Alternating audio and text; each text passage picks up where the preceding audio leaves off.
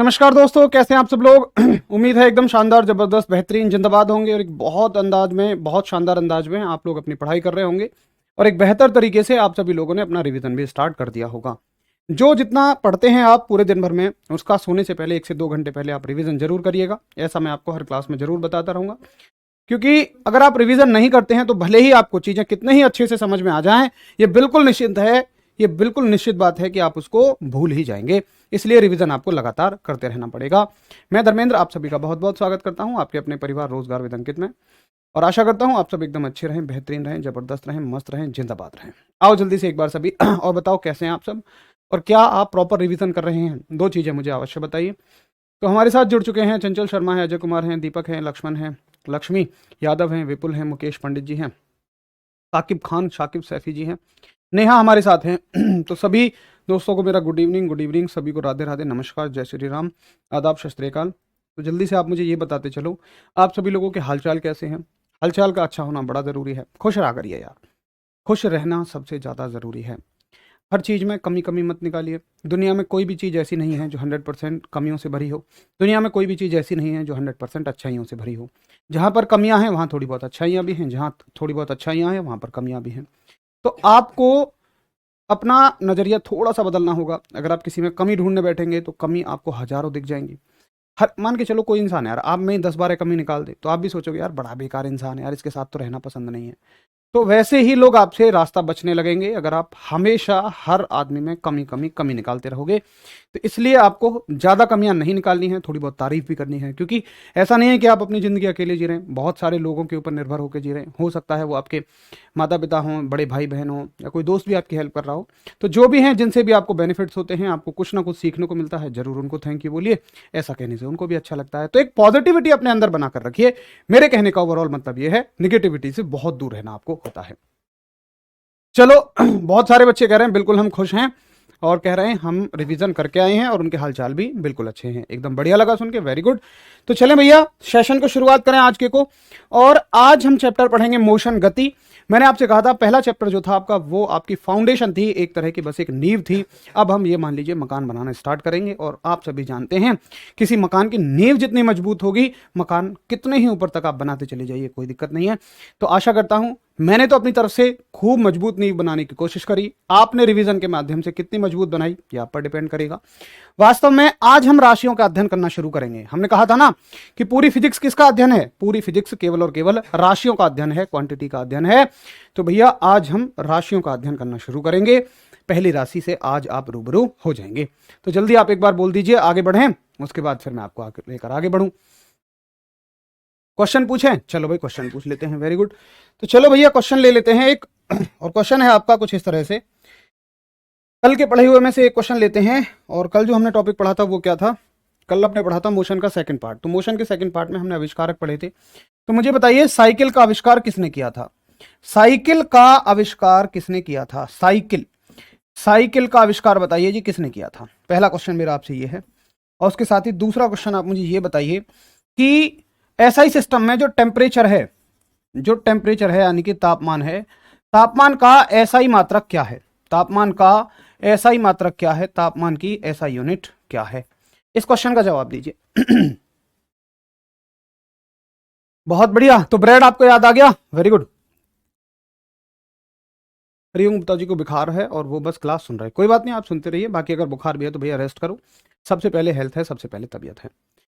किसने आविष्कार किया था? आप कह रहे हो ब्रेड। ब्रेड का भैया स्कूटर से रिलेटेड था। ब्रेड का किससे रिलेटेड था? स्कूटर से। मिलने के लिए किस पे जाओगे? साइकिल पे मिलने जाओगे, है ना। मिलने के लिए किस पे जाओगे भैया? साइकिल पे मिलने जाओगे। तो मैक मिलन साहब ने किसका आविष्कार किया था? साइकिल का। बड़ा जबरदस्त आप लोगों ने आंसर किया है। और सेकंड क्वेश्चन का आंसर करेंगे। सही आंसर करने वाले बच्चे हैं अमित, अजीत, राहुल, इंदिरा हैं, रुचिका हैं, मोहित, शैलेश हैं, संदीप, पूजा, अंकित हैं, चंदन हैं, विवेक हैं, कुमारी, काजल जी हैं, सोनी हैं, रोहित हैं, नेमी, चंद्रा हैं, मुन्ना कुमार हैं, और विशाल सिंह हैं, जोशी हैं, शीतल हैं, अंजलि चौधरी हैं, शुभम हैं, हर्ष रेखा, पूजा, ये सब बच्चे एकदम बढ़िया आंसर कर रहे हैं। और टेम्परेचर का ऐसा ही मात्रक क्या होता है? केल्विन। केल्विन भी एकदम सही आंसर कर रहे हैं। आप ऐसे ना सोचें कि भैया हमारे यहाँ तो डिग्री सेंटीग्रेड में मापा जाता है। बिल्कुल, मैंने कहा था अलग अलग देशों में अलग अलग सिस्टम ऑफ यूनिट्स होते हैं, लेकिन हम जो बात कर रहे हैं वो एसआई की बात कर रहे हैं, और पेपर में भी आपसे एसआई ही ज़्यादा पूछा जाता है 99% केसेस में। बाकी एफपीएस, एमकेएस, सीजीएस से कभी कोई क्वेश्चन पूछा गया हो, ज़्यादातर क्वेश्चन आपके एसआई सिस्टम से ही पूछे जाते हैं। एकदम जबरदस्त आप सभी लोगों के आंसर है। ठीक, बहुत बढ़िया। तो आज चलिए करते हैं शुरुआत चैप्टर की। और देखिए, मैंने जैसा कि आपको कहा था कि सारी की सारी कहानी किसके इर्द गिर्द घूमेगी भैया मेरे? सारी की सारी कहानी आपकी क्वांटिटीज के इर्द गिर्द घूमेगी, राशियों के इर्द गिर्द घूमेगी। तो अभी तक हमने ये देखा कि एक राशि होती है, राशि को रिप्रेजेंट करने के लिए हमें एक मैग्नीट्यूड की आवश्यकता होती है, परिमाण की, उसके साथ साथ मात्रक की आवश्यकता होती है, यस या नो?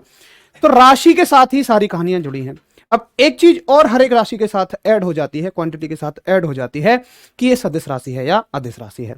तो उस चीज का पता कैसे लगाएंगे आप? उस चीज का पता लगाने के लिए आप ये देखोगे कि जिस राशि के पास मैग्नीट्यूड और डायरेक्शन दोनों होंगी, मैग्नीट्यूड और डायरेक्शन होंगी दोनों, वो वेक्टर हो जाएगी। और जिस क्वांटिटी के पास केवल मैग्नीट्यूड होगा, डायरेक्शन नहीं होगी, वो आपकी अदिश हो जाएगी। कुछ भी समझ में ना आया आपको आज तक, ना ही ऐसे कभी आएगा। एक ले लेते हैं एग्जाम्पल, ठीक है? चलो जी, एक एक एग्जाम्पल ले लेते हैं। मैंने कहा टेम्परेचर, मैंने एक एग्जाम्पल लिया। टेम्परेचर का मतलब तापमान, अभी हमने बात करी। तो एक बात आप मुझे ये बताइए, जब आप डॉक्टर के पास जाते हैं तो क्या डॉक्टर आपका टेम्परेचर इस तरह से बताते हैं कि आपका temperature 100 degree Fahrenheit east direction में है? बताइए, क्या टेम्परेचर को कभी डॉक्टर आपको ऐसे बताते हैं? क्या कभी टेम्परेचर के साथ डायरेक्शन बताने की कोई जरूरत होती है? आप कहोगे जी नहीं। जब कोई जरूरत ही नहीं है तो टेम्परेचर के साथ डायरेक्शन बताई क्यों जाए? यानी कि हम कहेंगे कि टेम्परेचर को बताने के लिए डायरेक्शन की कोई जरूरत नहीं है। तो टेम्परेचर एक कैसी राशि हुई? टेम्परेचर एक अदिश राशि हुई, है कि नहीं है? टेम्परेचर एक अदिश राशि हुई। तो इस तरह से हमें सारी क्वांटिटीज को सीखना है, समझना है। अब मान के चलो मैं तुमसे कोई अंट-शंट राशि पूछ लूं, मैंने कहा एंगुलर मोमेंटम, कोणीय संवेग। अब तुम एंगुलर मोमेंटम को जानते ही नहीं हो। जब जानते नहीं हो तो तुम बता कैसे पाओगे कि उसे रिप्रेजेंट करने के लिए डायरेक्शन की जरूरत है या नहीं है? तो तुम क्या करते हो? जो मनसेख और अलगू चौधरी वाली कहानी की तरह रट्टा मार लेते हो। 150 राशियां इकट्ठी करते हो, उनके रट्टा मार लेते हो, ट्रिक विरिकों के जुगाड़ में लगे रहते हो। कोई जरूरत नहीं है। जैसे हम मात्रकों को पढ़ेंगे हर एक राशि की जानकारी लेने के बाद, वैसे ही हम हर एक राशि की पहले अच्छे से जानकारी ले लें, उसके बाद हम अपने आप पहचान लेंगे कि वो सदिश है या अदिश है। हम इस लायक बनेंगे कि हम चीजों को खुद से पहचानना सीखें, रटने की कोई कहीं कैसे भी जरूरत नहीं पड़े। अब सुनिए, मैं एक दूसरा एग्जांपल लेता हूं। मैंने कहा आपसे फोर्स, मैंने कहा आपसे फोर्स यानी कि बल, और मैं पहचानना चाहता हूं बल एक कैसी राशि है। तो मैं क्या कहूंगा किसी बच्चे से कि भैया ये पेन मेरी उंगलियों पे रखा है और इसको आप बल लगा के यहां तक लेके आइए, यानी कि मेरी हथेली तक लेके आइए। तो अगर बच्चा मान लो इधर बल लगाए, इधर बल लगाए, इधर बल लगाए, तो क्या ये पेन हथेली तक आ पाएगा? जी नहीं। अगर उसे इस ही दिशा में बल लगाना पड़ेगा, प्रॉपर एक दिशा में बल लगाना पड़ेगा, तब जाके ये पेन कहां आएगा? हथेली तक आएगा। मुझे बताइए, मान के चलो उस आदमी ने लगाया इस पेन पर 4 न्यूटन का बल, और किधर लगाया? 4 न्यूटन का बल। मान लो किस डायरेक्शन में लगाया? ईस्ट डायरेक्शन में लगाया। तो फोर्स को रिप्रेजेंट करने के लिए आपको मैग्नीट्यूड के साथ, मैग्नीट्यूड क्या होता है? इसका संख्यात्मक मान। मैग्नीट्यूड के साथ, परिमाण के साथ साथ किसकी जरूरत पड़ेगी? दिशा की भी जरूरत पड़ेगी। तो फोर्स एक कैसी क्वांटिटी हुई बोलो? स्केलर हुई या वेक्टर हुई? फोर्स एक कैसी क्वांटिटी हुई? स्केलर हुई या वेक्टर हुई? बताइए। तो आप कहोगे सर डायरेक्शन की अगर जरूरत है, दिशा की अगर जरूरत है, तो फोर्स एक वेक्टर क्वांटिटी हुई, यानी कि सदिश राशि हुई। तो ऐसे ही हम हर एक राशि को सीखेंगे। फिर से वही बात आती है जो मैंने तुमसे मात्रक में पूछी थी। क्या मैं तुम्हें 100-150 मात्रक एक जगह लिख के दे दूं, उनको तुम रटते फिरोगे? या फिर हमें हर एक राशि को जाने अच्छे से और उसके बाद खुद बता देंगे कि भैया ये एक सदिश राशि है या अदिश राशि है? बोलो कौन सा तरीका पसंद है, रट्टा वाला या समझने वाला? मेरे हिसाब से तो समझने वाला तरीका बेस्ट है, बाकी जो आप चाहो। तो भैया अगर आप सभी की सहमति हो तो पहली राशि की तरफ हम बढ़ लें। और पहली राशि जो है आपकी वो ये है, ये है अब फिजिक्स की पहली राशि, और ये है आपकी फिजिक्स की दूसरी राशि, डिस्टेंस और डिस्प्लेसमेंट, विस्थापन और दूरी। अब समझेंगे बहुत ध्यान से कि विस्थापन और दूरी क्या होती है। समझो, अगर आप समझ गए तो ही आप उसका मात्रक बता पाओगे, तो ही आप उसमें यह बता पाओगे सदिश है या अदिश है। ठीक है, चलो। अच्छा जी, ये कैसे नाराज हो रहा भाई? अरे हैंग कैसा हो रहा, गायब कर दे रहा पेजों को, है नाराज हो रहा है। चलो मान के चलिएगा ये हमारे पास 2 पॉइंट हैं, ए और बी। ए क्या है भैया? स्कूल का क्लासरूम है और बी क्या है, स्कूल का ऑफिस है। अब मास्टर जी ने मंगाया चौक, अक्सर मंगाया करते थे मास्टर जी कि भैया जाओ राहुल एक चौक ले आओ। कहां से, ऑफिस से। अब राहुल बड़ा मक्कार आदमी, राहुल कैसे जाएगा, राहुल जाएगा, चलो राहुल सीधा आदमी ऐसे मान लेते हैं, राहुल बड़ा सीधा आदमी है तो राहुल बिल्कुल सीधा जाता है ए से बी तक। सही है जी। अब अगले दिन जैसे मान लो उन्होंने भेज दिया किसको, विनय को भेज दिया, विनय है, अब विनय को भेज दिया। विनय बड़ा मक्कार आदमी है, विनय 12वीं का छात्र है, 11वीं में भी झांकेगा, 9वीं में भी झांकेगा, 10वीं में भी झांकेगा, तब जाके बी तक जाएगा। अब मास्टर जी को लगा यार विनय तो बहुत टाइम लेता है, अब की बार विनय को नहीं भेजेंगे, अब की बार भेजेंगे किसको, के सिंह भैया को भेजेंगे, एक भैया के सिंह। अब के सिंह और भी बढ़िया खतरनाक आदमी है, ये तो केवल 7वीं 8वीं में झांक रहा है, छठी दूसरी तीसरी सब में झांक रहा है, ठीक है, ये कुछ ज्यादा ही टाइम ले रहा है। अब अगर मैं आपसे ये पूछूं, ये है भैया नंबर 1, ये है भैया नंबर 2, ये है भैया नंबर 3, अगर मैं आपसे ये पूछूं कि ए से लेके बी तक के बीच में सबसे कम दूरी किसने तय की है, बोलिए, ए से लेके बी तक के बीच में सबसे कम दूरी किसने तय की है, तो आप कहोगे सर ए से लेके बी तक के बीच में सबसे कम दूरी किसने तय की है, 1 नंबर भैया ने, है कि नहीं, 1 नंबर भैया ने। तो ए से लेके बी तक के बीच में सबसे कम दूरी जो होती है ना, ए से लेके बी तक के बीच में सबसे कम दूरी जो होती है उसको बोलते हो आप विस्थापन, यानी कि डिस्प्लेसमेंट। और इसके अलावा मुझे बताइए ए से लेके बी तक जाने के इसके अलावा कितने रास्ते हैं, इस सबसे छोटे रास्ते के अलावा कितने हैं, आप कहोगे सर हजारों रास्ते हैं, हजारों रास्ते हैं, आप चाहो जैसे जाओ, आप चाहे जैसे जाइए, कोई दिक्कत नहीं है। तो भैया इसके अलावा, डिस्प्लेसमेंट के अलावा, विस्थापन के अलावा कोई भी इस रास्ते की जो लंबाई होगी उसको हम क्या बोलेंगे, दूरी बोलेंगे। क्या बोलेंगे, दूरी यानी कि डिस्टेंस। तो आप ये कह सकते हो कि रास्ते की जो लंबाई होती है ना वो दो तरह की होती है। लंबाई यानी कि लेंथ, लेंथ 2 पार्ट्स में डिवाइड होती है, एक तो होता है विस्थापन यानी कि डिस्प्लेसमेंट, और एक क्या होता है, दूरी। तो विस्थापन क्या होता है, सबसे छोटी से छोटी डिस्टेंस, सबसे छोटी से छोटी डिस्टेंस, और दूरी क्या होती है, डिस्टेंस क्या होती है, इसके अलावा कोई भी डिस्टेंस क्या हो जाएगी, इसके अलावा कोई भी डिस्टेंस दूरी हो जाएगी। बोलो क्या आप मेरी बात से सहमत हैं। अच्छा, अगर मैं आपसे अब यह पूछूं कि ए से लेके बी तक, ए से लेके बी तक किसने दिशा का ख्याल रखा था, जरा बोलिए, किसने दिशा का ख्याल रखा था, यानी कि कौन बिल्कुल सीधा चला, तो आप कहोगे सर इसने दिशा का ख्याल रखा है। ये भैया को देखो, कभी ऊपर जाते हैं, कभी आगे जाते हैं, कभी नीचे जाते हैं, इनको देखो, कभी नीचे जाते हैं, कभी सीधे जाते हैं, कभी ऊपर जाते हैं, कभी नीचे जाते हैं, तो इन्होंने दिशा का कोई भी ख्याल नहीं रखा। यानी कि मुझे बताओ वेक्टर क्वांटिटी कौन सी होगी, डिस्टेंस या डिस्प्लेसमेंट, विस्थापन या दूरी। आप कहोगे सर जिसने दिशा का ख्याल रखा, भैया जिसने दिशा का ख्याल रखा वो कैसी होगी, वेक्टर होगी। जिन्होंने दिशा का ख्याल नहीं रखा, ये सारी क्या हैं, दूरियां हैं, जिन्होंने दिशा का ख्याल नहीं रखा वो क्या हो जाएगी, अदिश हो जाएगी, स्केलर हो जाएगी। जरा बोलो अब किस किस को समझ में आ गया कि कैसे छांटते हैं स्केलर, कैसे छांटते हैं वेक्टर।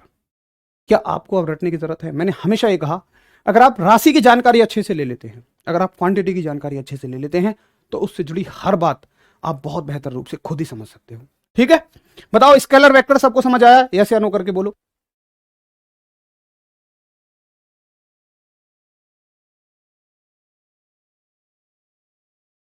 ठीक है, अब देखिए कोई कहे सर इसकी यूनिट क्या होगी, सर मात्रक क्या होगा। अरे भाई साहब, यहां से यहां तक आप एक लंबाई है, लंबाई को किसमें मापोगे, चाहे दूरी हो चाहे विस्थापन हो, किसमें मापोगे आप, मीटर में ही मापोगे। यानी कि इसका भी मात्रक क्या होता है, मीटर, इसका भी मात्रक क्या होता है, मीटर होता है। तो क्वेश्चन यही आता है, क्वेश्चन हमेशा यही आता है कि बताइए दो रास्तों के बीच सबसे छोटी लंबाई को क्या बोलते हो, आप कहोगे सर डिस्प्लेसमेंट बोलते हो, विस्थापन बोलते हैं। और दो रास्तों के बीच विस्थापन के अलावा अन्य कोई भी लंबाई क्या बन जाती है, दूरी बन जाती है, डिस्टेंस बन जाती है। ठीक है, चलो अगर आपको समझ में आया तो एक क्वेश्चन मुझे बताओ। अच्छा, एक चीज और मैं आपको बताऊंगा, अभी एक क्वेश्चन के माध्यम से देख लेते हैं। ये बहुत सारी जगह क्वेश्चन पूछा गया है, एनडीए वगैरह में ढेरों जगह क्वेश्चन पूछा गया है, जरा देख लेते हैं कैसे करोगे। देखो, मान के चलिए ए से लेके बी तक दो शहर हैं, कोई आदमी ए से लेके बी तक जाता है और फिर वापस सी तक आ जाता है। कहां जाता है, पहले याद रखो, ए से लेके बी तक जाता है, उसके बाद वो सी तक आ जाता है, कुछ इस तरह से। सही है, यहां ए से लेके बी तक के बीच की दूरी 20 किलोमीटर है, 20 किलोमीटर है, और वापस जब ये सी तक आएगा तो इसकी दूरी है 7 किलोमीटर। ठीक है, चलो मुझे आप ये बताओ, कोई आपसे पूछे कि ए से लेके बी तक जाने में और बी से लेके सी तक आने में, ए से लेके बी तक पहले आप जाओगे, फिर बी से लेके सी तक आप आओगे, इस प्रक्रिया में कितनी दूरी है और कितना विस्थापन है, समझना इस बात को। कितनी दूरी है और कितना विस्थापन है, यानी कि कितनी डिस्टेंस है और कितना डिस्प्लेसमेंट है, ये क्वेश्चन आपसे पूछा जा सकता है। तो चलो आप कैसे करोगे, आप ये कहोगे कि सर जब भी तुम दूरी निकालो ना, आप ये कहना कि सर जब भी दूरी निकालो ना, आप ये कहो कि दूरी को हमेशा प्लस लो। आप चल के गए, कितनी चली 20, वेरी गुड। वापस आई कितनी 7, हमेशा प्लस ले दो, हमेशा प्लस, कितनी हो गई प्लस के 27 हो गई। लेकिन जब विस्थापन को आप आगे चलने को प्लस ले लो ना, विस्थापन में आप आगे चलने को प्लस ले लो, तो पीछे चलने को क्या ले लेना, माइनस ले लेना। कितना ले लेना, माइनस ले लेना। आप दूरी निकालते समय हमेशा प्लस लो आंख बंद करके, लेकिन विस्थापन निकालते समय आप हमेशा क्या लोगे, आगे चलने को अगर प्लस लेते हो तो पीछे आने को आप माइनस खुद ही ले लेना। ठीक है, उम्मीद है सबको बात समझ में आ गई होगी। तो ये किसकी बात हो गई भैया, दूरी की और विस्थापन की। अगर आपको समझ में आई है तो एक क्वेश्चन जरा और करके बताओ, एक क्वेश्चन मुझे करके बताओ। एक आदमी ए से लेके बी तक जाता है और फिर वापस बी से लेके सी तक आता है। ठीक है, ए से लेके बी तक गया, ये आपका ए पॉइंट है, ये आपका बी पॉइंट है, और बी से लेके सी तक गया। ए से बी टोटल 10 किलोमीटर है और बी से सी मान लो 13 किलोमीटर है। कोई आपसे पूछे दूरी बताओ, डिस्टेंस बताओ, कोई आपसे पूछे विस्थापन बताओ, डिस्प्लेसमेंट बताओ, कैसे निकालोगे बोलो। दूरी को हमेशा प्लस रखो, दूरी को हमेशा प्लस रखो। कैसे रखोगे दूरी को हमेशा प्लस, आप कहोगे सर प्लस की 10 आगे गया और प्लस की 13 पीछे आया, कितना हो गया 23। लेकिन विस्थापन में आगे चलने को प्लस लेंगे और पीछे आने को माइनस लेंगे, कितने बचेंगे, माइनस के 3 किलोमीटर बचेंगे।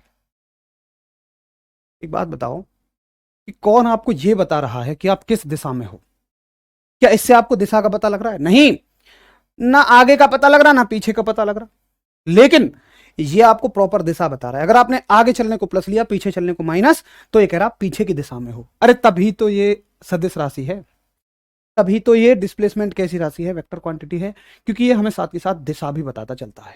बोलो हुआ कुछ, फील हुआ, ऐसे तुम्हें फील आना चाहिए, प्रॉपर एक चीज की नॉलेज होनी चाहिए, तब जाके कहीं मजा आता है, डायरेक्ट कुछ भी नहीं रटना है। सही है, तो एकदम बहुत गजब बच्चे आंसर कर रहे हैं। दीपक हैं, रंजन है, दीपिका, शीतल, रेखा, विपिन, पूजा, चांदनी, रुचिका, अजय, मनाली, एकदम जबरदस्त आप सब लोगों के आंसर है, वेरी गुड। रोहित, रोहिती लिख दिया यार तुमने, यार रोहित होगी तुम तो। काजल, विशाल हैं, बिल्कुल बढ़िया। महेश, महेंद्र भी हैं। चलो जी, ये हो गई क्वेश्चन की बात, बड़ा आसान सा सवाल था, सब बच्चे कर लेंगे हमारे चीते। आसान आसान सवालों को तो ऐसे ही करके उड़ा के चले आओगे तुम पेपर में। अब देखो एक और क्वेश्चन मैं आपसे पूछूं, बोर्ड हमारा कुछ नाराज है यार आज, है ना भाई। अरे यार ये मच्छर ही नहीं जा रहे यहां से, चलो। हैं मच्छर बैठते क्यों हैं यार, मच्छरों का क्या काम है, यहाँ पढ़ने आते क्या मच्छर। चलो देखो, अरे भाई साहब काले हिट से क्या मुझे बेहोश करोगे अभी, हम बाद में मानना। अब देखिए भाई, ये है मान लो ए से लेके बी, बस आप ए से लेके बी गए और ए से लेके बी तक की दूरी है 10 किलोमीटर। अब मुझे बताइए आप कि यहां पे दूरी कितनी होगी और विस्थापन कितना होगा, बोलो। डिस्टेंस कितनी होगी और डिस्प्लेसमेंट कितना होगा, यानी कि विस्थापन। अच्छा ऐसे कर लो, ए से लेके बी गए, फिर बी से लेके वापस ए आ गए, अब बताओ। ए से लेके बी गए और बी से लेके ए वापस आ गए, अब बताओ। ए से लेके बी गए और बी से लेके ए तक वापस आ गए, तो आप कहोगे कि सर ए से बी तक जाएंगे तो कितना हो जाएगा भाई, दूरी तो प्लस 10 ले लो, कितनी हो जाएगी, प्लस की 20 हो जाएगी। और विस्थापन आगे जाने को प्लस 10 लोगे, पीछे आने को माइनस 10 लोगे, तो कितना हो जाएगा, 0 हो जाएगा। बोलो सभी सहमत होंगे मेरी बात से। अगर हम इस तरह से क्वेश्चन बदल लें तो दूरी कितनी हो जाएगी 20 और विस्थापन कितना हो जाएगा 0। अब एक बात मैं तुमसे पूछूं, मजे की बात, कंक्लूजन निकालेंगे, क्वेश्चन भी हो गया और कंक्लूजन भी निकलेगा कि क्या दूरी जो होती है, दूरी जो होती है, देखिए थोड़ा सा छोटू कर लेता हूं मैं इसको, दूरी जो होती है वो हर जगह कैसी होती है, प्लस में। बोलो, मैं ये कह रहा हूं कि दूरी जो होती है वो आप कहीं भी कैलकुलेट कर लेना, वो हर जगह कैसी आएगी, प्लस में आएगी। तो मेरे साथ कौन कौन है, और अगर मैं ये कहूं कि विस्थापन जो है वो प्लस भी हो सकता है, वो माइनस भी हो सकता है और वो 0 भी हो सकता है, तो मेरे साथ कौन कौन है, कोई जरूरत ही नहीं है रटने की। समझो, दूरी हमेशा कैसी होती है, पॉजिटिव होती है, जबकि डिस्प्लेसमेंट यानी कि विस्थापन पॉजिटिव भी हो सकता है, 0 भी हो सकता है, नेगेटिव भी हो सकता है। एक बार थम्स अप करो जिनको समझ में आ गया और जो मेरे साथ है, कि दूरी जो है ना भैया, विस्थापन हमारा, फोर्थ पॉइंट ऐड कर लेना, पॉजिटिव भी हो सकता है, नेगेटिव भी हो सकता है, जीरो भी हो सकता है, लेकिन दूरी जो होगी ना वो हमेशा हमेशा और हमेशा कैसी होगी? पॉजिटिव। किस किस को मेरी बात समझ में आ गई?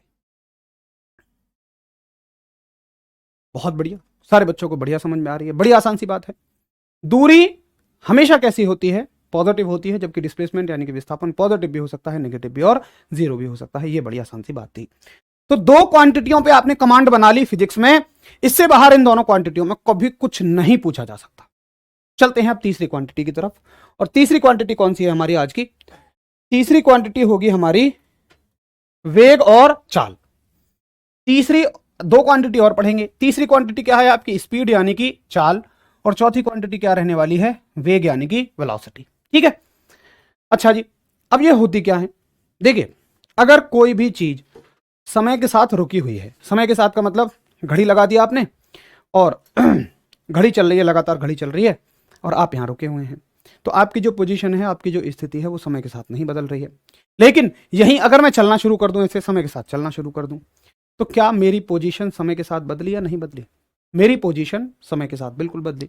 तो जब आपकी पोजीशन समय के साथ बदल जाती है, आपकी स्थिति जब समय के साथ बदल जाती है, तो आप क्या कहते हो? या तो चाल कहते हो या वेग कहते हो। एक परिभाषा। दूसरी परिभाषा आप क्या कहते हो कि चाल क्या होती है? Rate of change of distance. पहले समझो अच्छे से। वेलोसिटी क्या होती है? Rate of change of displacement. आगे तक के लिए बता रहा हूं, अगर रेट वर्ड समझ में, रेट वर्ड कहीं भी लगा मिले, क्या वर्ड? रेट। अगर रेट वर्ड कहीं भी लगा मिले तो समझ लेना किसकी बात हो रही है? टाइम का डिवाइड लगाया गया है। अगर दर शब्द कहीं भी लगा मिले, कौन सा शब्द बच्चों? रेट यानी कि दर शब्द कहीं भी लगा मिले, तो आप समझ लेना कि टाइम का डिवाइड लगाया गया है। मैं कभी डेफिनेशन नहीं लिखवाता बच्चों को, फॉर्मूला याद रखो, उससे डेफिनेशन निकालनी सीखो। अगर मैं कहूं हिंदी वालों के लिए, दूरी की दर चाल होती है, विस्थापन की दर वेग होती है। इंग्लिश वालों को बोलूं, rate of change of distance is known as speed, while rate of change of displacement is known as velocity. तो कोई दिक्कत है क्या आपको डेफिनेशन अलग से लिखवाने की या याद कराने की जरूरत है? बिल्कुल भी नहीं। बस आप इतना ध्यान रखना कि सर स्पीड जो है ना वो किससे मिलकर बनी है? स्पीड जो है वो डिस्टेंस से मिलकर बनी है, जबकि वेलोसिटी जो है वो किससे मिलकर बनी है? विस्थापन से। वेलोसिटी डिस्प्लेसमेंट से मिलकर बनी है। बस इतना सा फर्क रखना, होती दोनों एक ही चीज है, मतलब थोड़ा सा फर्क है। अब क्या मैं आपको अलग से बताऊं कि कौन सी सदिश है कौन सी अदिश है? बोलिए, क्या आपको अलग से बताना पड़ेगा? अरे भैया, जब ये क्वांटिटी कैसी थी? सदिश राशि थी, वेक्टर थी, तो बनने वाली क्वांटिटी भी कैसी होगी? वेक्टर होगी, होनी चाहिए। अगर ये एक वेक्टर राशि से मिलकर बना है तो खुद भी कैसा होगा? वेक्टर। और ये अगर स्केलर से बना है, अदिश से बना है, तो इसको भी कैसा होना पड़ेगा? अदिश ही होना पड़ेगा। बोलो कौन कौन मेरे साथ है? बड़ी आसान सी बात है। अब एक बच्चा पूछता है, सर इनका मात्रक बताओ। भाई मात्रक बड़ा आसान है। इसको किस में नाप रहे थे तुम? मीटर में। और इसको सेकंड में। तो मात्रक क्या हो जाएगा? मीटर पर सेकंड। क्या मात्रक हो जाएगा? मीटर पर सेकंड। इसको किस में नाप रहे थे? मीटर में। और इसको सेकंड में। तो मात्रक क्या हो जाएगा? मीटर पर सेकंड। बहुत आसान है कि नहीं? दोनों की मात्रक सेम है, तो यही पूछा जाता है। पहले इसको बताओ, क्लियर हुआ? फिर मैं बताऊंगा क्वेश्चन और कैसे घुमा के पूछा जा सकता है। लेकिन एक बात याद रखना, अगर आपने चीजों को अच्छे से पढ़ लिया ना, तो कितना ही कुछ घुमा दे, आप कभी भी घूमोगे नहीं उसके साथ। लेकिन अगर आप रटोगे तो केवल उतना करके आओगे जितना रट के जाओगे। अगर थोड़ा सा भी उससे क्वेश्चन घूमा ना, आप घूम जाओगे। इसलिए हमेशा चीजों को समझ के पढ़ो। तो भैया क्या करना है? बस कि चाल बराबर दूरी बटे समय और वेग बराबर विस्थापन बटे समय, यानी कि speed equals to distance upon time, velocity equals to displacement upon time. केवल फॉर्मूला आपको याद रखना है। क्लियर है? Very good. अब देखिए क्वेश्चन कैसे पूछता है। क्वेश्चन ऐसे पूछता है क्वेश्चन कि निम्न में से किसका मात्रक सेम है? निम्न में से किसका मात्रक समान है? Which of the following has the same units? Which of the following has the same units? तो ए ऑप्शन आपको मिलेगा कि वेग व चाल, यानी कि वेलोसिटी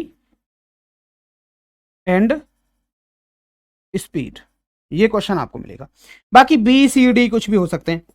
ठीक है, तो कौन सा ऑप्शन करेक्ट हो जाएगा कि निम्न में से किसका मात्रक समान है? Which of the following has the same unit? तो आप कहोगे सर इसकी यूनिट सेम है। ठीक है, वेग और स्पीड में ये अंतर है कि वेग जो है भैया, वेलोसिटी जो है वो डिस्प्लेसमेंट से मिलकर बनी है, विस्थापन से, और चाल जो है आपकी वो स्पीड से, वो चाल जो है आपके डिस्टेंस से मिलकर बनी है, दूरी से मिलकर बनी है। ठीक है, बोलिए, क्या आपको क्वेश्चन का तरीका समझ में आया? अब क्वेश्चन किसी भी तरीके से दे दे, आप निश्चित तौर पर उसका आंसर कर दोगे बहुत आराम से, क्योंकि आप अच्छे से चीजों को समझ रहे हो। ये आसान बात थी। तो यहां आपने 2 क्वांटिटी को और कंप्लीट कर लिया, 4 हो गई। चौथी के बाद चलते हैं 5वीं क्वांटिटी पर, और 5वीं क्वांटिटी बड़ी आसान है लेकिन समझने वाली है, और 5वीं क्वांटिटी है आपकी एक्सेलरेशन यानी कि त्वरण। चलो भाई 5वीं क्वांटिटी को समझे लेते हैं। अब देखिए 5वीं क्वांटिटी क्या होती है।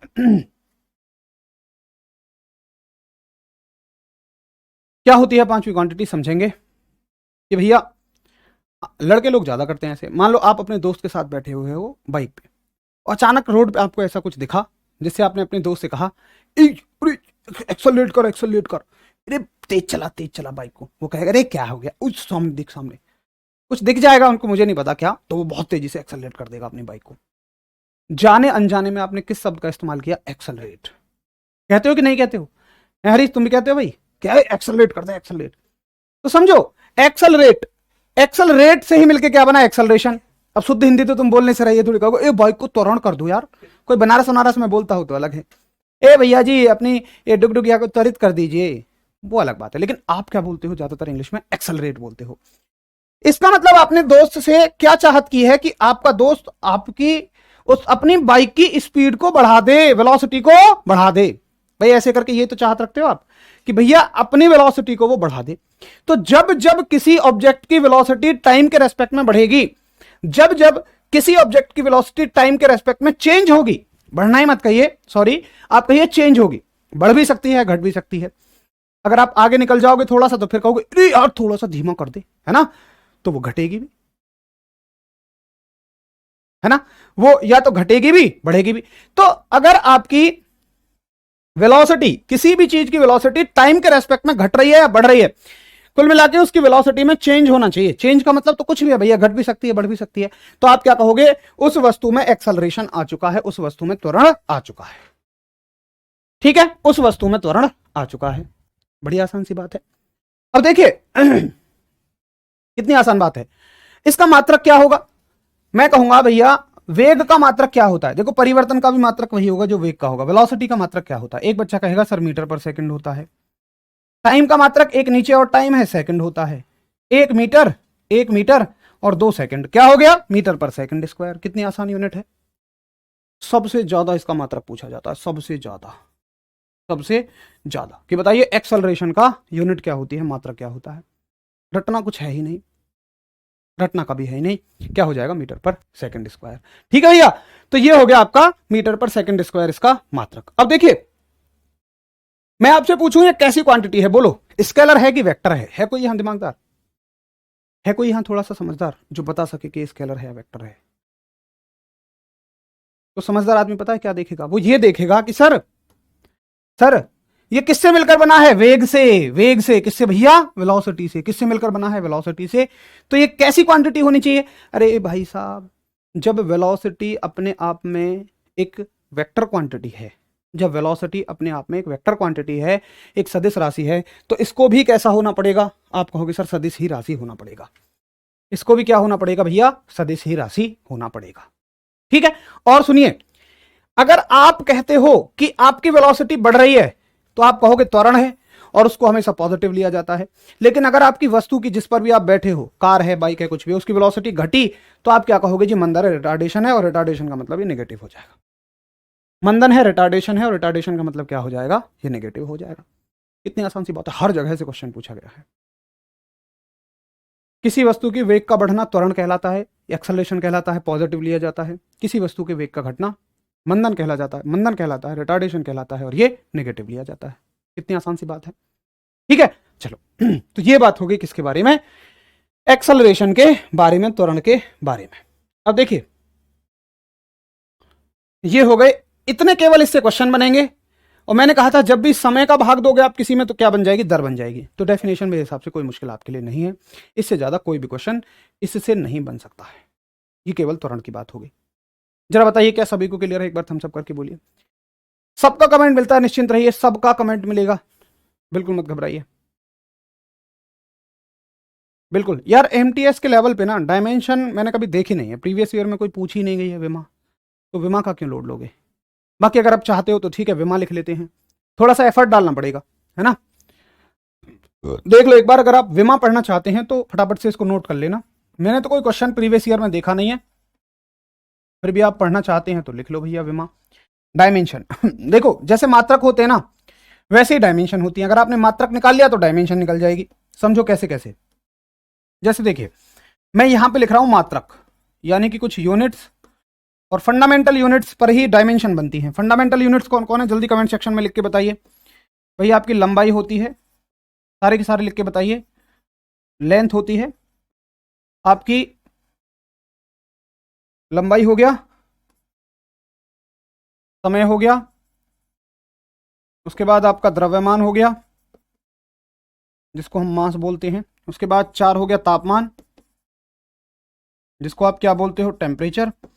उसके बाद आप क्या लिखते हो, ज्योति तीव्रता जिसको आप बोलते हो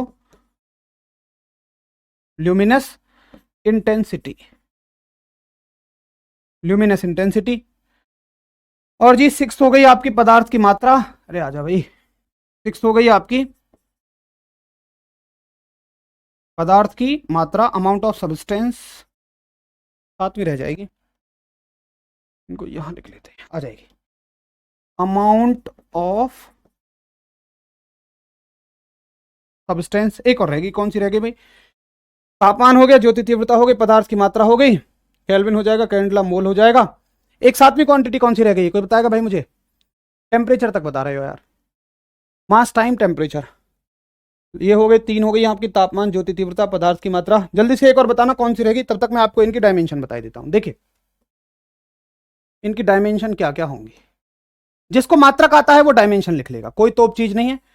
जिसको मात्रक लिखना आ गया वो डायमेंशन लिख लेगा। और मात्रक कहां से लिखेगा, जब तक उसको राशि की पूरी जानकारी होगी, सही है।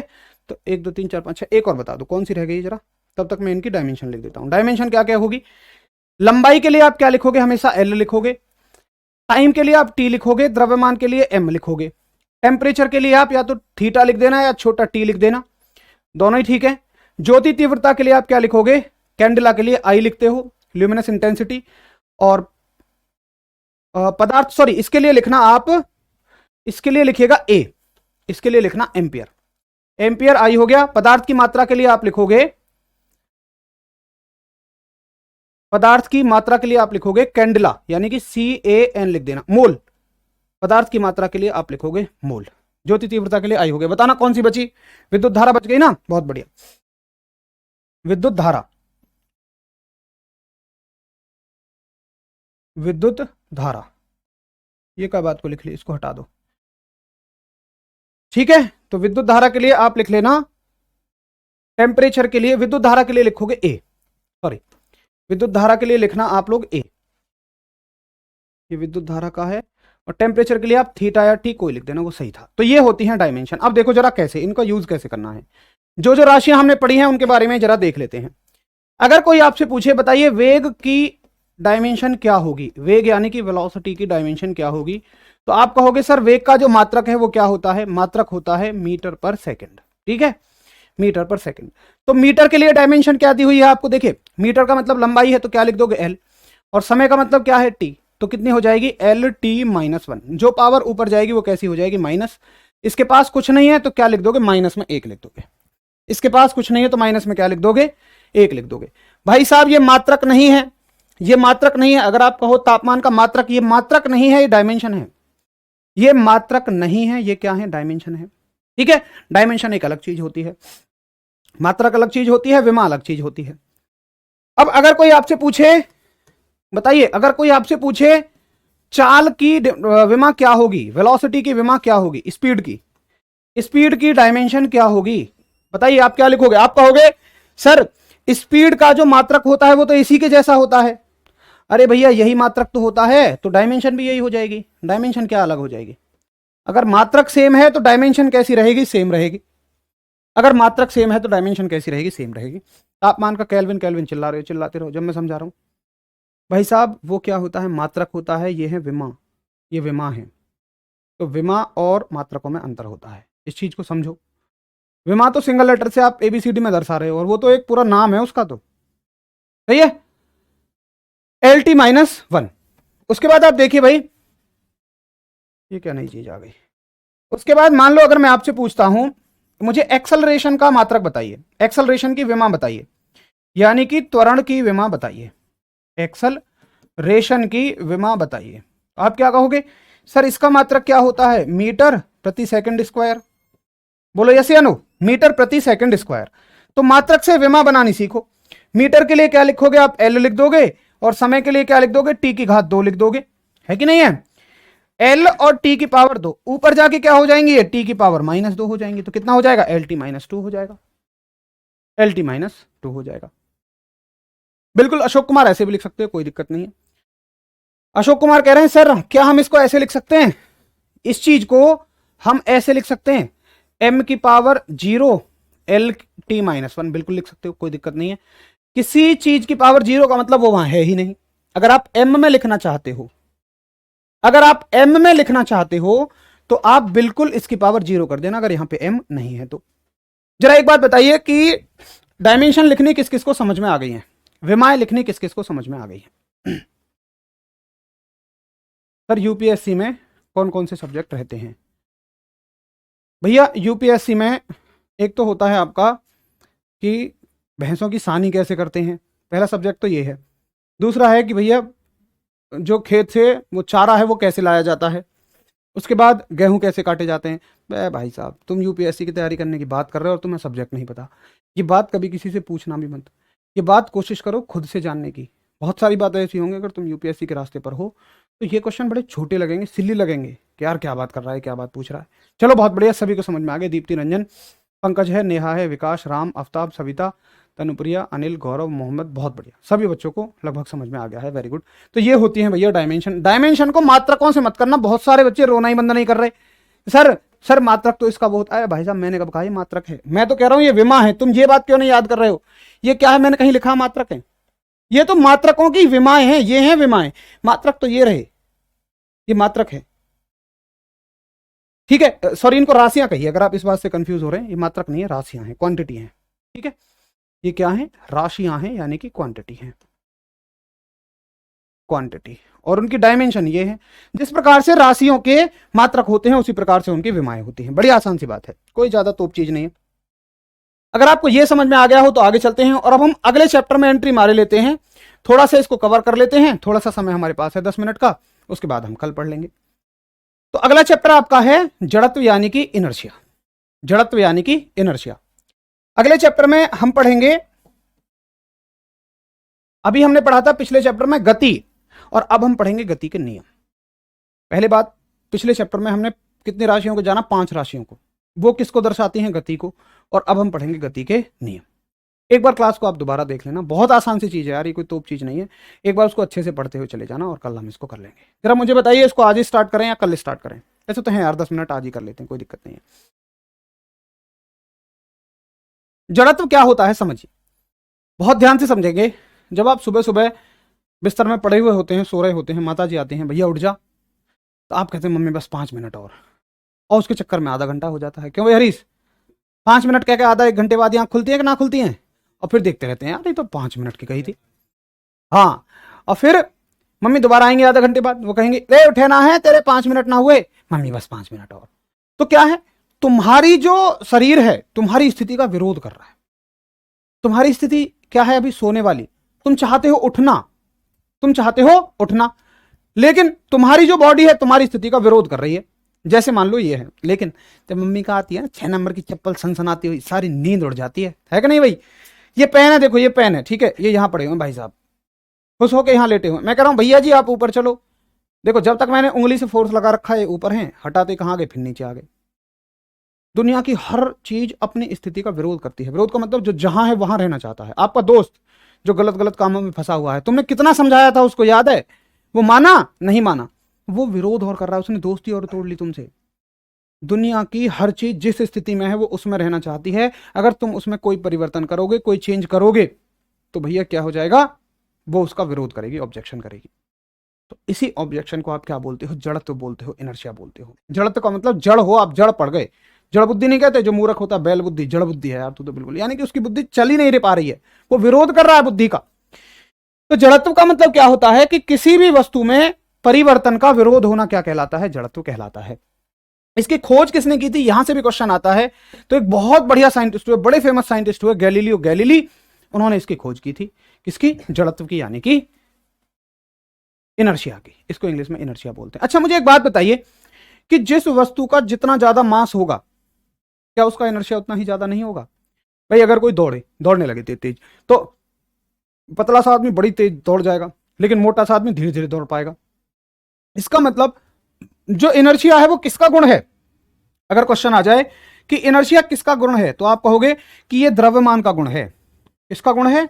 द्रव्यमान का गुण है, द्रव्यमान का गुण है। यानी कि inertia is the property of mass, inertia is the property of mass. बोलो सही बात है कि इनर्शिया किसकी प्रॉपर्टी है? इनर्शिया मास की प्रॉपर्टी है। आप शक्तिमान लग रहे हैं बेटा, गीता विश्वास बना दूंगा तुझे श्याम, शक्तिमान शक्तिमान करेगा तो सही है, या तेरा गंगाधर बना दूंगा। तो इनर्शिया किसकी प्रॉपर्टी है? मास की प्रॉपर्टी है। इस तरह से क्वेश्चंस पूछे जाते हैं। अब देखो और क्या पूछे जाते हैं इनर्शिया से क्वेश्चन, कि मान के चलिए आप बस में बैठे हुए हैं, सही है, आप बस में बैठे हैं मस्त तरीके से। अब बस में बैठते ही आपकी तो नजरें कहीं जम जाती हैं, आप तो अपना ढूंढ लेते हो, शिकार ढूंढ लेते हो, नजरें ऐसे जमा लेते हो, उल्लुओं की तरह देखने लगते हो। ऐसे होता है हरीश बस में बैठते ही। अब जैसे ही बस चलेगी तो क्या होगा? आपको झटका लगेगा। क्यों लगेगा? सुनो, आपकी बॉडी का यहां से नीचे का हिस्सा जो है वो बस के पूरी तरह से कांटेक्ट में है, यानी कि वो बस की सब बातों को मानेगा, लेकिन यहां से ऊपर का हिस्सा बस के कांटेक्ट में ही नहीं है, ये बस की बातों को नहीं मानेगा। ये पुष्पा बनेगा, पुष्पा। बस चल देगी, ये हिस्सा तो तुरंत बस की बात मान लेगा, बस के साथ चल देगा, लेकिन ये हिस्सा पुष्पा बनेगा, झुकेगा नहीं। ये कहेगा अरे यार हम क्यों चलेंगे, हम तो नहीं चलेंगे, परिवर्तन का विरोध करेगा, और ये रुका रहेगा, आपका ये हिस्सा यहां चला जाएगा, यानी कि आप कहां झुकोगे? पीछे। बस चलने पर यात्री को कहां झटका लगता है? पीछे की ओर झटका लगता है। बस के चलने पर यात्री को कहां झटका लगता है? पीछे की ओर झटका लगता है। ये किसका उदाहरण है? ये भी इनर्शिया का उदाहरण है। ये भी किसका उदाहरण है? जड़त्व का उदाहरण है। बात समझ आई? पेड़ से जब आप फलों को तोड़ते हो, ये पेड़ की शाखा है, ब्रांच है, और यहां पे मान लो फल लटका हुआ है, ऐसे लटका हुआ है फल, भैया ये। अब तुम गए और तुमने हिलाना शुरू करा, फल भैया कहेंगे अरे यार टहनी तुम खूब हिल रही हो, हम नहीं हिलेंगे, हम तो पुष्पा हैं। टहनी हिल रही है, ये भाई साहब नहीं हिल रहे। देखो अगर ये टहनी के साथ हिलते, ऐसे हिलते रहते, तो कभी ना टूटते। अब जब टहनी के साथ भैया नहीं हिलोगे तो यहां से क्या होगे? टूट जाओगे। तो ये भी किसका उदाहरण है? ये भी इनर्शिया का उदाहरण है।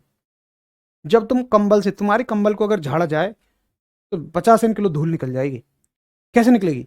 आप कंबल को झटका दोगे तो जो धूल के कण है वो क्या कहेंगे? मान लो कंबल आपने यहां रखा हुआ है, अभी धूल के कण भी यही है, और तुम कंबल को झटक दोगे, धूल के कणों को समझ में ही नहीं आया हुआ क्या है, वो कहेंगे अरे यार हम क्यों जाएंगे कंबल के साथ, हम तो यहीं रहेंगे, वो अलग हो जाएंगे उससे।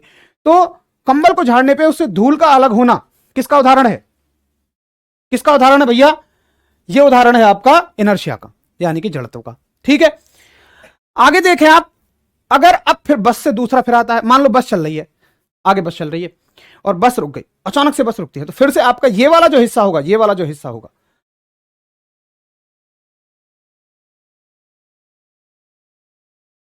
तो अनिकेत भैया जी अब तुम कॉल करते फिर ना कि हम ब्लॉक कर दिए, हमारा कोर्स हटा दिया गया है, और तुम वो करो। देखो पढ़ाया जाता है, आपको सिखाया जाता है, उदाहरणों की मदद ली जाती है, इसलिए कि ताकि आपको बढ़िया समझ में आए, बेहतर समझ में आए। तो इस चीज को आप इतना पर्सनली लेके ऐसे कमेंट क्यों करते हैं भैया? क्या दिक्कत होती है? क्या समस्या है? क्या परेशानी है? क्या आपको कोई गाली दी है? बताइए क्या दिक्कत हुई है आपको? अगर एक दो एग्जाम्पल ऐसे इस्तेमाल कर लिए जिनसे आपको बेहतर समझ में आए, तो उसमें समस्या क्या है? थोड़ा सा मेंटलिटी का लेवल आप बढ़ाइए, अपना स्तर को थोड़ा सा आप बढ़ाइए। आगे जॉब में आप जाएंगे, बहुत सारे तरह के लोग मिलेंगे, बहुत सारे तरह के वहाँ पे आपको लोगों को फेस करना पड़ेगा। अगर आप इस तरह से लोगों से बात करेंगे तो आपको तो लात मार के बाहर निकाल दिया जाएगा, फेंक दिया जाएगा कहीं। ठीक है, चलो भैया तो सुनो, जब बस भैया अचानक से रुकती है तो आपका ये वाला जो हिस्सा है ना, ये वाला, ये तो फिर बस की बात मान लेगा। लेकिन अब मान लो बस चल रही थी 60 की स्पीड से, तो आपका शरीर भी 60 की स्पीड से चल रहा था, बस रुकी, ये वाला हिस्सा रुक गया, लेकिन ये अभी भी कितने से चल रहा है? 60 की स्पीड से चल रहा है। ये क्या कहेगा? भैया हम नहीं बात मानेंगे, पुष्पा बने रहेंगे। और ये भी 60 की स्पीड से बाहर जाएगा, ये भी 60 की स्पीड से बाहर जाएगा, एकदम आगे भगेगा। तो बस के अचानक रुकने पे आपको कहां झटका लगेगा? आगे की तरफ झटका लगेगा। बस के अचानक रुकने पे आपको कहां झटका लगेगा? आगे की तरफ। ये भी किसकी वजह से होता है? इनर्शिया की वजह से होता है।